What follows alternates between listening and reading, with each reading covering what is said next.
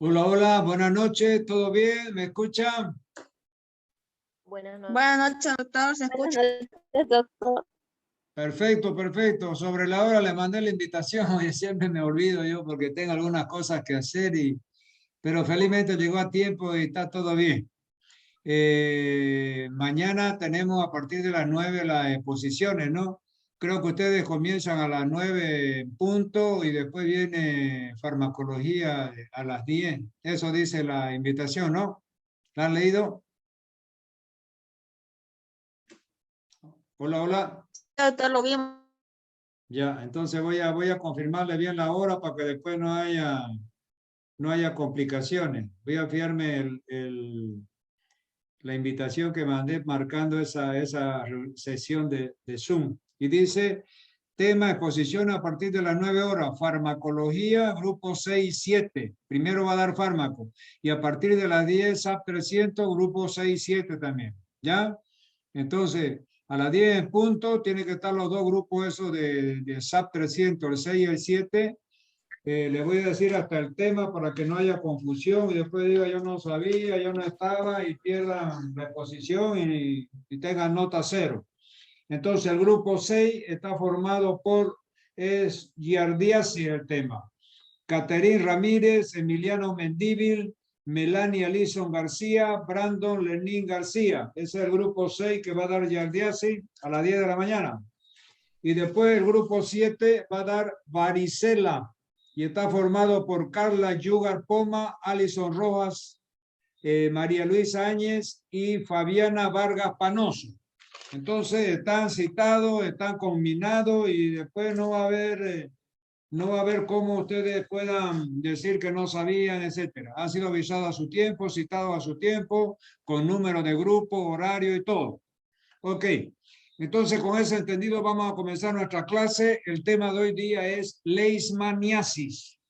Vamos a ver, vamos a compartir aquí pantalla para ver el tema que ya está aquí preparadito. Entonces aquí tenemos la famosa leishmaniasis que vamos a hablar hoy día. Aquí está en primera plana la diapositiva que introduce al tema de leishmaniasis. Muy bien. Entonces vamos a ver qué es la leishmaniasis. Fíjense que la leishmaniasis es una enfermedad de infecto contagiosa considerada una zoonosis. Nuevamente vemos esta zoonosis como era la rabia, por ejemplo, y otras enfermedades que ya hemos pasado con ustedes. ¿Y qué quiere decir?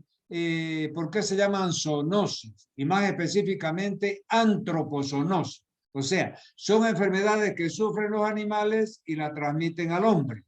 Ya yo les he dicho, si van al hospital animal ahí en la parte veterinaria van a ver departamento de zoonosis.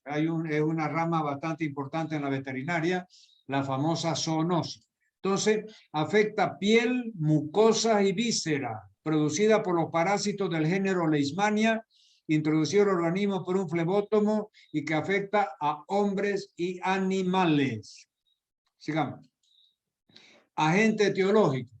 Entonces, fíjense que el agente etiológico de la leishmaniasis es un protozoo del género Leishmania y corresponde a dos formas parasitarias que adoptan según su ciclo de vida, amastigote y promastigotes. ¿Qué quiere decir? Ya vamos a ver que hay varios tipos de Leishmania, que es el agente etiológico, que es un protozoo. Fíjense que no es ni virus, ni bacteria, ni hongo. Es protozoo el agente etiológico. ¿Ya? Entonces, este agente etiológico que en la cadena de transmisión, ustedes van a ver en la parte, en el extremo izquierdo está el agente etiológico. En el extremo derecho está el huésped definitivo, que son las especies animales que sufren esta enfermedad. Y al medio hay el agente, o sea, el agente accidental, ¿ya? El huésped accidental. Entonces, a la izquierda, el agente etiológico. A la derecha, el huésped definitivo, que son esas especies animales que vamos a ver más adelante. Y el hombre está como huésped intermediario. ¿Qué quiere decir? Se contagia accidentalmente de alguna forma que vamos a ver por algún producto de estos animales que sufren la enfermedad, y ya vamos a ver a su tiempo. Entonces, lo que tienen que saber es de que este agente etiológico, en sus dos formas, su forma de promastigotes y amastigotes, cumple su ciclo biológico. La mitad del ciclo biológico en el organismo del vector, que ya vamos a ver, es una mosquita pequeñita, y la otra mitad del ciclo la cumple en el organismo del hombre que ha sido parasitado. Sigamos. Entonces aquí fíjense, está el agente etiológico de la leishmaniasis, que es la leishmania. Entonces, en su forma, fíjense, aquí flagelada, estos protozoos tienen forma flagelada, fíjense este flagelo que le permite locomoverse en medio líquido, ¿no? Aquí tenemos el promastigote de la leishmania. Y acá tenemos el amastigote de esta misma leishmania. Y vamos a ver dónde se encuentran esas dos formas, porque vamos a estudiar un poco el ciclo biológico de este parásito llamado leishmania. Sigamos. Entonces, fíjense, hay varias especies de leishmania, pero lo que más nos interesan son 3 especies de leishmania. ¿Cuáles son ellas? Primero, la leishmania donovani. Y le voy a poner aquí otra vez mi apuntador para que ustedes vayan siguiendo. La leishmania aquí, donovani, tiene trofismo. Trofismo es predilección por las vísceras. Ataca las vísceras en el hombre. Ya vamos a ver de qué forma.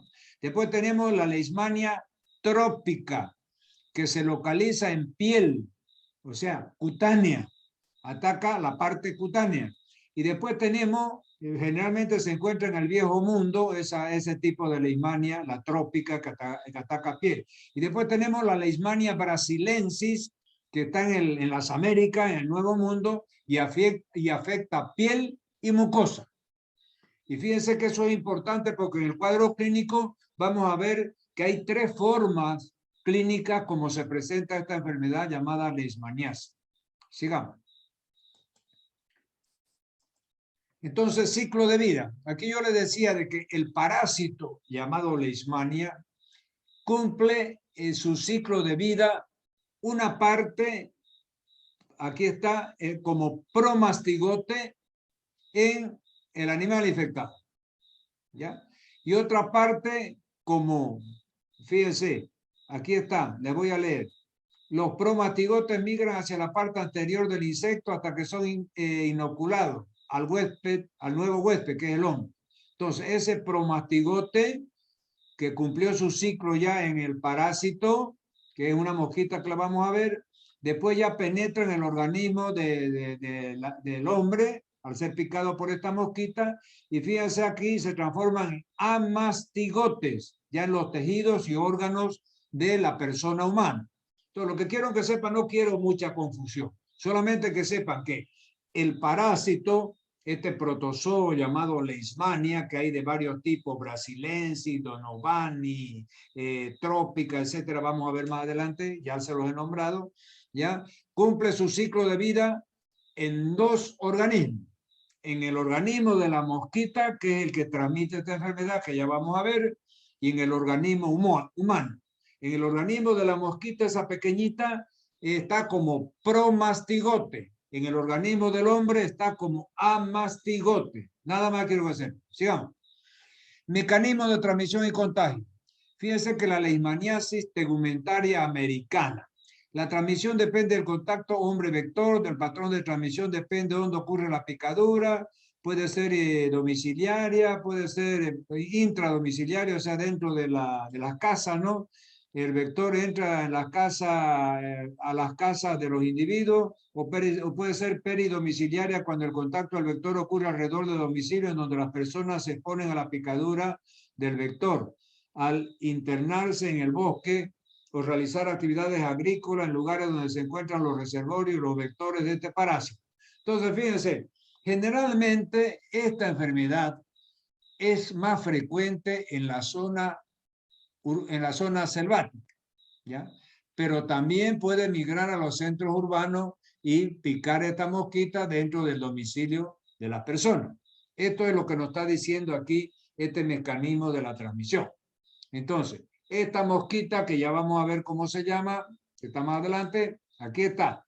se las presento. Es una mosquita pequeñita. Y es tan pequeñita que fíjense que el mosquito normal, el que transmite el dengue, la fiebre amarilla, etcétera, la Aedes aegypti, o el que transmite el paludismo, que es el mosquito, es decir, ¿cómo se llama?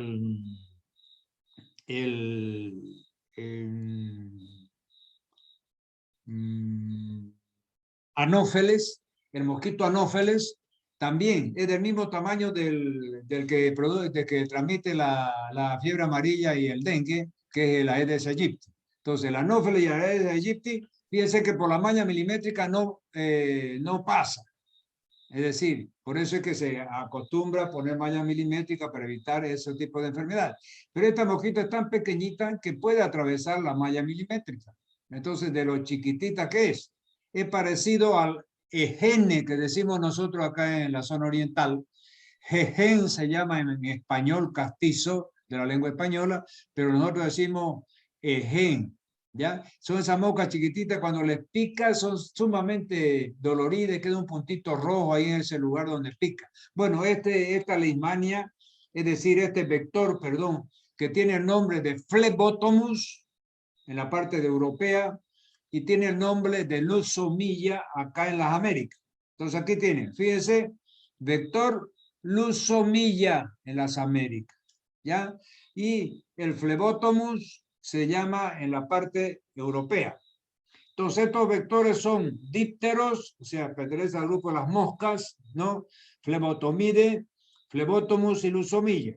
Hábitos nocturnos, hembra hematófago, o sea, se alimenta de sangre la hembra, picadura dolorosa, mácula eritematosa, como yo le decía, de un puntito rojo como hemorragia, 2 a 3 días después. Habita las cavernas, los huecos de los árboles, su saliva, maxadilán, potente vasodilatador e inmunomodulador. Bueno, ya saben entonces que es una mosquita pequeñita, que es hematófago, vive en las cavernas o huecos de los árboles, y esa es la que transmite esta enfermedad llamada leishmaniasis. Epidemiología. Entonces, fíjense que esta enfermedad, la forma visceral, aparece en la India, Bangladesh, Nepal, Sudán y Brasil. Es decir, es una forma que ataca las vísceras. Ya vamos a ver. La forma cutáneo y mucocutánea o cutáneo-mucosa, más se la conoce como mucocutánea, pero puedes decir también cutáneo-mucosa, que es lo mismo. Aparece en Asia Central, Afganistán, Irán, Oriente Medio, Irak, Siria, en Arabia Saudita, Sudán, Argelia y América del Sur, Brasil, Bolivia y Perú. Entonces, eso es más o menos la distribución geográfica donde está esta enfermedad, donde está el vector, que es esa mosquita llamada Lusomilla en las Américas y llamada Phlebotomus en Europa. Manifestaciones clínicas. Existe un periodo de incubación de 4 a 10 meses. La enfermedad se caracteriza por fiebre irregular, hepatoesplenomegalia, linfadenopatía generalizada, adelgazamiento, presenta anemia, leucopenia, trombocitopenia, en general pancitopenia. Entonces, fíjense, aquí nos está mostrando las manifestaciones clínicas, o sea, los síntomas en forma general. Pero vamos a ver, ahorita vamos a ver cómo se clasifica cuáles son las formas clínicas específicas, y vamos a ver que tiene síntomas específicos cada forma clínica de esta enfermedad. Aquí nos ha juntado las 3 formas clínicas que hay y nos ha dado un listado de la sintomatología, pero van a ver que lo vamos a ver más ordenadamente más adelante. Entonces vamos a ver algo de la patología: aumento del tamaño de los órganos, abundante de retículo endoplásmico, vaso, hígado, médula ósea, ganglio linfático. Se encuentra también la hiperplasia en otros órganos como riñones, pulmones, etc. Esto es una forma ya de anatomía patológica, las lesiones que producen hígado, vaso, médula, etc. Vamos a ver la forma clínica, eso es lo que más me interesa. Muy bien. Entonces, fíjense, aquí tenemos la primer forma clínica del cuadro clínico de la leishmaniasis, que es la forma cutánea. Fíjense que nosotros habíamos visto que hay determinadas vectores que presentan más la forma cutánea, hay otros vectores que presentan más la forma mucocutánea y hay otros vectores que presentan más la forma visceral. Ya yo se la estoy adelantando. Esas son las tres formas clínicas de la leishmaniasis. La forma cutánea, la forma mucocutánea, o sea, ataca mucosa y piel. La forma cutánea ataca solamente piel. La lesión ya la vamos a ver. La forma mucocutánea ataca piel y mucosa. Y la forma visceral ataca las vísceras, órganos abdominales internos. ¿Ya? Muy bien. Entonces, fíjense que aquí tenemos la forma, prácticamente, es decir, cutánea, que ataca piel. Fíjense aquí, en este miembro inferior o superior, parece ser, hay una lesión ulcerada. Entonces comienza ahí donde le picó la mosquita, hay un enrojecimiento, como una pequeña hemorragia, ¿ya? Y después eso se va haciendo una vesícula, esa vesícula se rompe y deja lugar a esta úlcera, fíjense. Esa es la forma cutánea. Aparece una úlcera en la región, ¿ya? Fíjense aquí también, la forma cutánea ha agarrado la parte de la mejilla. Es una forma cutánea ya que agarra bastante superficie de la mejilla izquierda de esta persona, ¿ya? Ahora vamos a ver la otra forma. Aquí tenemos la leishmaniasis mucocutánea, vendría a ser, ¿ya? Porque no hay la leishmaniasis. Aquí está, leishmaniasis mucocutánea. O sea, ataca piel y mucosa. Fíjense que aquí ataca el labio, ataca la mucosa nasal, ataca la parte externa de la nariz, por eso se llama mucocutánea. O sea, penetra a las fosas nasales, penetra al paladar, agarra la piel de la nariz, la piel del labio. Aquí, fíjense, destruye todo el cartílago nasal, los huesos propios de la nariz. Acá también se entró al paladar y está perforando ese paladar. Entonces, esta es la forma mucocutánea de la leishmaniasis. Y fíjense que esta enfermedad se la denomina también lepra blanca. ¿Por qué?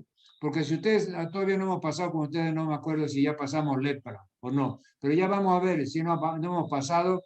Es decir, la lepra en su forma lepromatosa también produce estas lesiones invasivas de piel, cartílago, mucosa, hueso en el paladar, etcétera, y es bastante deformante.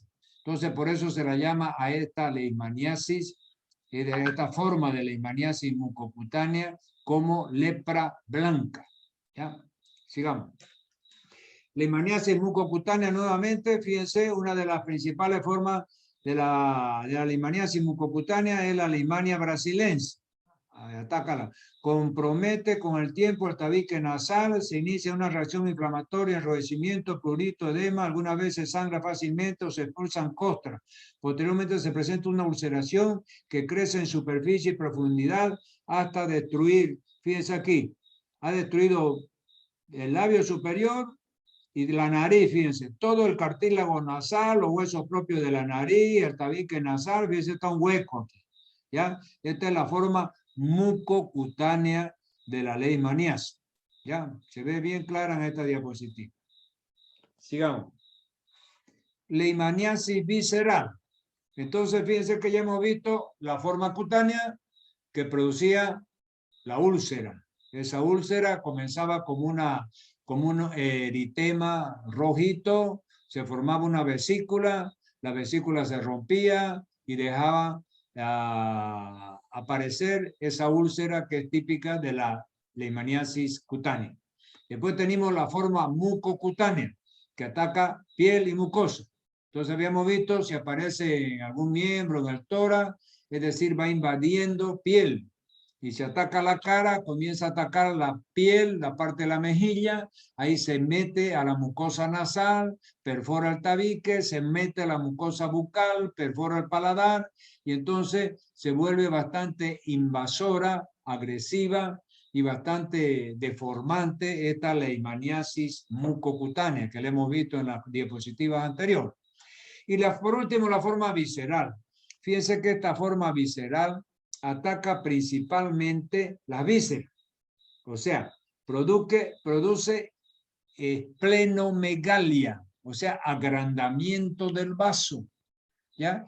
Y usted ve muchas veces esos niños corriendo por ahí con un abdomen así aumentado de tamaño, abdomen en obús se llama, abdomen hinchado así, y esos pequeños a veces jugando, corriendo, y ese abdomen en obús es debido a la esplenomegalia, o sea, el aumento del vaso. Ustedes saben que de anatomía que el vaso es un órgano friable que está lleno de sangre, ¿ya? Que puede caber, qué sé yo, hasta 400 mililitros de sangre en un vaso normal. Pero un vaso crecido con una esplenomegalia brutal que tiene esta leishmaniasis visceral, ese vaso puede contener hasta 750 mililitros de sangre, hasta 1 litro de sangre en el adulto. Entonces, al caerse el niño o el adulto por el golpe del abdomen al caer al suelo, se estalla el vaso, se rompe el vaso, tiene un estallido de vaso. Ustedes saben que el vaso tiene una leve membrana esplénica, ¿no es verdad? Y adentro está es decir, toda la parte de la parte del retículo endotelio, es decir, de los sinusoides esplénicos, donde se produce la fagocitosis y la destrucción de los glóbulos rojos. Cuando veamos sangre vamos a ver dónde se destruyen los glóbulos rojos, etc. Pero ya yo les voy adelantando que eso se produce en los sinusoides hepáticos y sinusoides esplénicos sobre todo. Bueno, entonces, este adulto, estos niños, sobre todo niños muy frecuentes, que al correr, a estar jugando, brincando, etcétera, tienen estallido del vaso. Entonces viene una hemorragia interna, porque se rompe la cápsula, esa membrana del vaso, que es una membrana bien friable, y ese estallido del vaso lleva al niño, al paciente, a un shock hipovolémico. Imagínense, en costado segundo pierde 1 litro de sangre, y esa sangre queda dentro del abdomen, es decir, tiene un hemoperitoneo que se llama. Entonces esa hemorragia interna, si no se lo opera rápidamente, puede llevar a la muerte al paciente. Muy bien, entonces vamos a leer la leishmaniasis visceral. Localizada en un 90% en la parte nordeste de la India, Sudán y Brasil, no solamente transmitida por mosquitos, sino que también puede ser contagiada congénitamente o parenteralmente por transfusiones, agujas compartidas, etc. La infección se inicia en los macrófagos en el punto de la inoculación y se disemina a través del sistema mononuclear fagocítico, ¿ya? Entonces, fíjense que el vector principal sigue siendo la mosquita nomás, que en la parte de las Américas es la leucemia y en la parte del Asia es el fleboto, ¿no?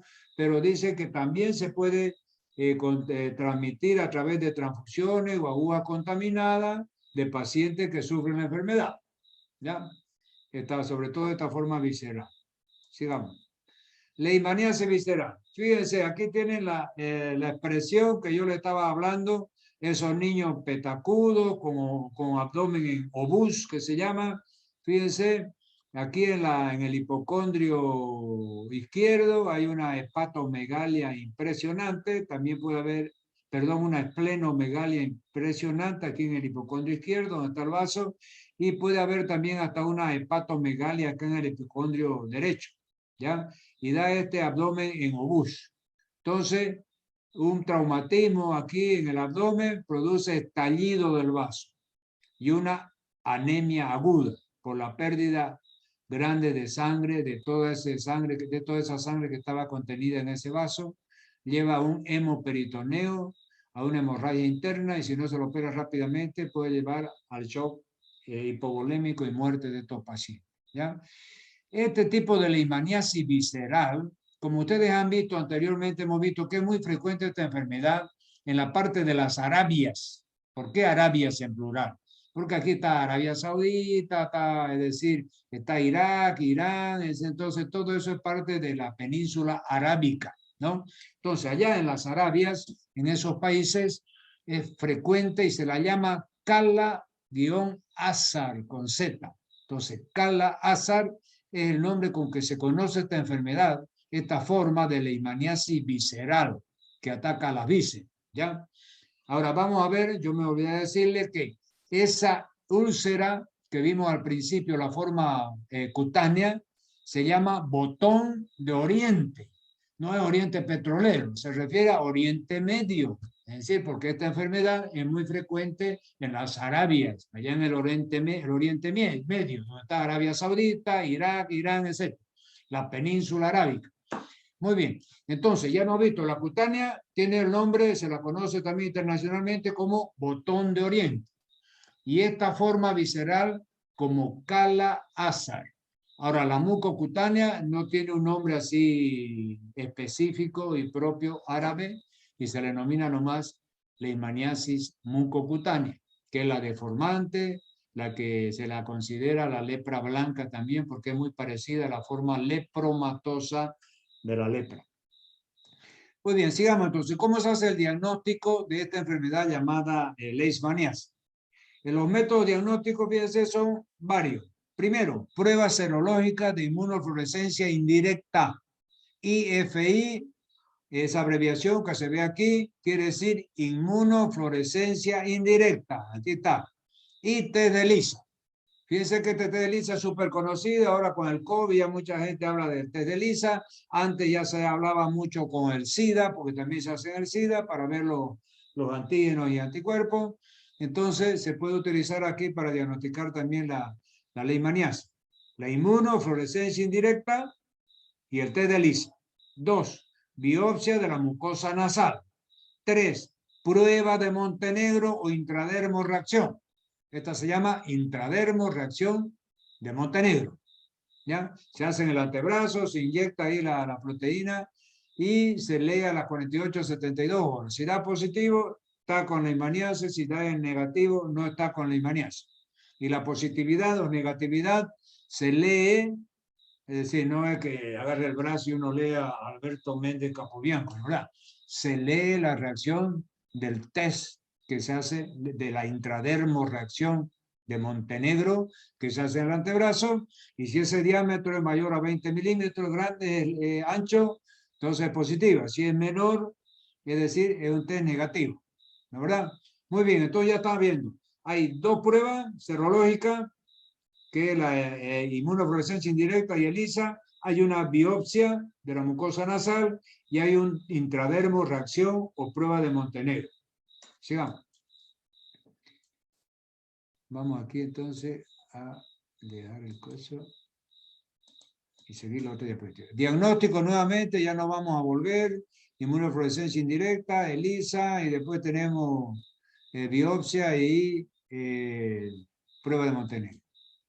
Tratamiento de la leishmaniasis. Fíjense que el tratamiento de la leishmaniasis es el tratamiento cutáneo, de la forma cutánea, de la mucocutánea y de la visceral. La leishmaniasis cutánea son lesiones graves en forma de úlcera. Se utilizan los antimonios pentavalentes. ¿Ya? Antimonios pentavalentes, eso van a llevar ustedes en farmacología.